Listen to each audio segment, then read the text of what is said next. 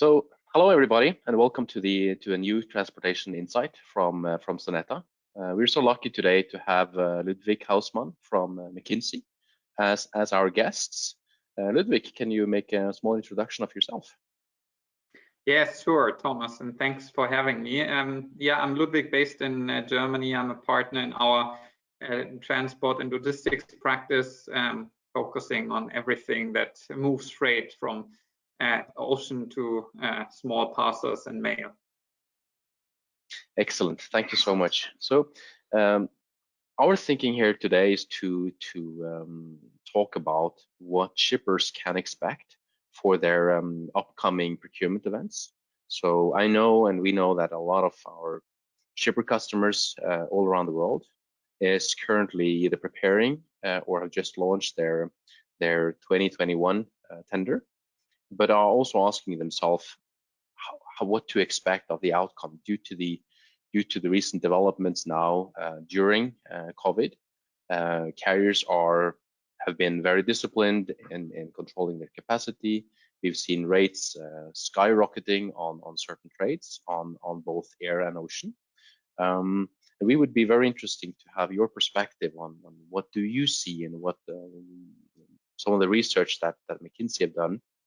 And if you look into the crystal ball, what should, from your point of view, shippers expect for their next contracts? Yeah, well, I mean, Thomas, this is kind of a $1 million question, but I try to color with as much of what we hear and see right now as possible. So I think the one tagline is they need and will expect uncertainty. There's a lot of uncertainty around demand recovery on different trade lanes, on different modes of transport, on different demand verticals and commodities. And that makes it even harder than in previous years to forecast the right need for capacity and then align it with kind of the most economical way of procuring capacity. Therefore, I think it's going to be a challenging contract season, to say the least.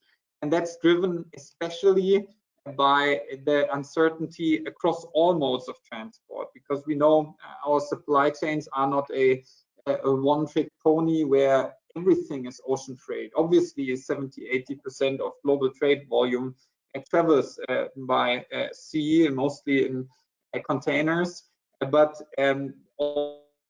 also the air freight side of things is hugely disrupted, with almost half of the air freight capacity taken out of the market. After passenger long-haul flights have come to an almost stop, and then different border restrictions and bottlenecks have also increased the difficulty of running road freight and rail freight on time.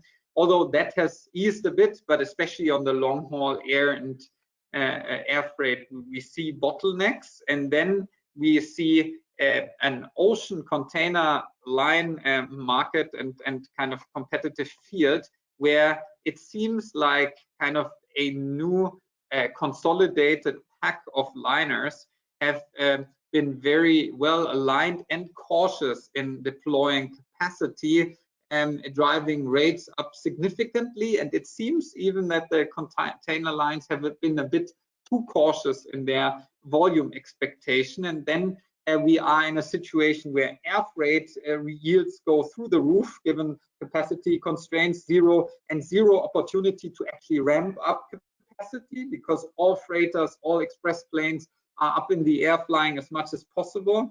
On the container line side, a reactivation of loops and services, it takes time, and container lines benefit from the high yields right now, having very little incentive to throw enormous capacity on the market at once.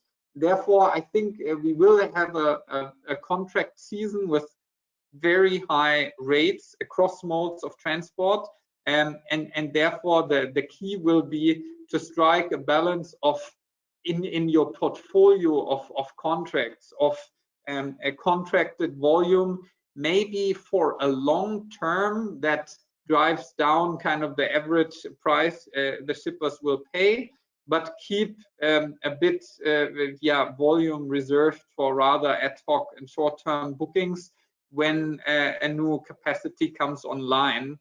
Hopefully we will see that both in ocean and air freight. Yeah, absolutely. And I think that's an extremely interesting, question also, because I know from our customer portfolio that quite some shippers have been faced with a lot of, I'd say, firefighting over the last months due to, the lack of available equipment, due to blank sailings and so forth. So they've found themselves going more frequently to the spot market than ever before. And then I know, obviously, from a shipper perspective, when they go out for the tender to try to secure 1 year, 12 months contracts to have that certain predictability, are they going to be able to do so? And or should they, think of a different strategy, like you say, to maybe go out with a certain volume, but reserve something because there might be a different market situation in March, April next year than what we have today. Yeah. Well, so I think we also recently ran a supply chain executive survey, and what we see is, compared to pre-crisis levels, the demand on them to create resilient supply chains as opposed to only cost optimal supply chains has increased dramatically this crisis. Now that demand, so that supply chain resilience and basically the safety and security of getting the supplies in the right quantity at the right time seems to trump cost efficiency, at least for the moment.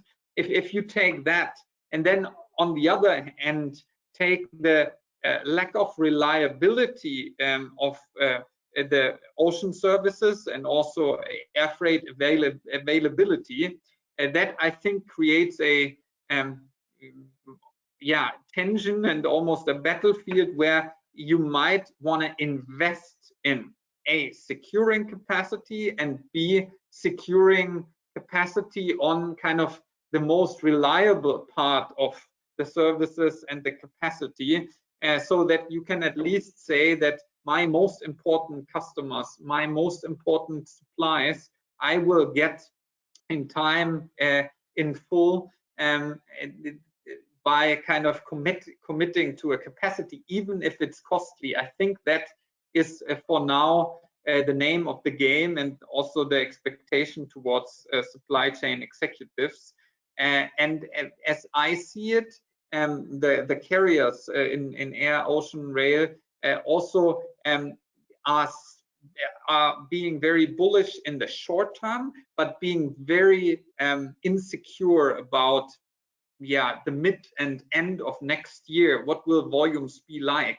Therefore, I would believe that shippers now committing to certain volumes and block space capacity for the entire year might be in a position to basically benefit from carriers also being able to incentivize the long-term commitment and reducing the exorbitant yields a little. Now that makes a lot of sense. So, doing a segmentation on what is, key trades to customers or to supplying factories, and then with, maybe going towards more quality, reliability, and fixing the space, and then on the, say, C and D lanes, maybe being more opportunistic. Yeah, and what we have also seen, and I think that speaks towards the same behavior, is that the large forwarders and the integrators that have access to either own air and ocean capacity, or at least have the biggest leverage in negotiating long-term capacity access with the carriers, they have fared best throughout the crisis so far. The smaller and medium-sized forwarders and shippers, as basically the BCOs directly contracting, have had a much tougher time to get good rates and capacity on the services they like. So that really seems to be a market right now that basically is best for long-term commitments and a big capacity bets, which are risky, but basically an incremental approach, always short-term, might be dangerous, as you end up either without capacity or with the most expensive capacity. Right. Now that makes sense. That makes sense. In terms of air freight and looking at the the challenges the airlines are in, and the reduction of passengers traveling intercontinental and also domestically.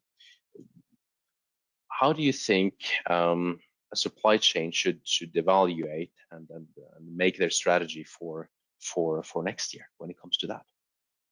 Yeah, well, so air freight is interesting because it's a very mixed bag in terms of where capacity shortage hits most and which industries are affected. So as a baseline, it's important to consider that only 1% of global trade volume is traveling by air freight, and that is kind of even less in most verticals, but there are a few verticals like pharma and life sciences, like high-tech semiconductors, like automotive spare parts and machinery, and then perishable fruit and vegetables and flowers. These commodities really depend on the speed and reliability of air freight. And for the trunk trade lanes in and out of China, so trans-Pacific to the US and North America and towards Europe, the capacity drop is actually not that bad because all the freighter capacity went there because it's the most important and highest paying lanes. But any south lanes, so going to South America, Africa, Australia, New Zealand, have been cut in half in terms of capacity. Also transatlantic, which was mostly relying on belly capacity, is cut in half. So we have these two areas where air freight capacity is only accessible at enormous a challenge or a price premium. So what we have seen is that even governments helping support us, exporters in Australia and New Zealand by subsidizing air freight capacity to come in, and then we will see a struggle for the perishable exporters in Africa and Latin America because the value density of these goods cannot actually carry a higher air freight price. So for that, we might see a shift to cheaper ocean freight as the only alternative, which will not supply the Western world well and in time, but it will happen. And the other thing is that, is there kind of hope and chance for belly capacity to come back quickly as basically the base load to restart passenger connections? We looked at that as well, looked at passenger planes as only freighters, these so-called freighters. We have seen them flying the personal protective equipment, Corona equipment in the last months, but it shows that they are much less effective and efficient in terms of unit economics. So they only work at 50 or 100% higher air freight yields. So they won't be the solution for these capacity bottlenecks. So at the end of the day, we therefore will see likely till the second half of next year, till we have seen either a vaccination of much of the global population or a pullback of this virus pandemic. Only then we will see supply and demand in balance again in air freight. And there's at least hope that in ocean freight, with new vessels coming online or charter vessels being reactivated, we see supply and demand balance earlier next year. So it's not best news for shippers.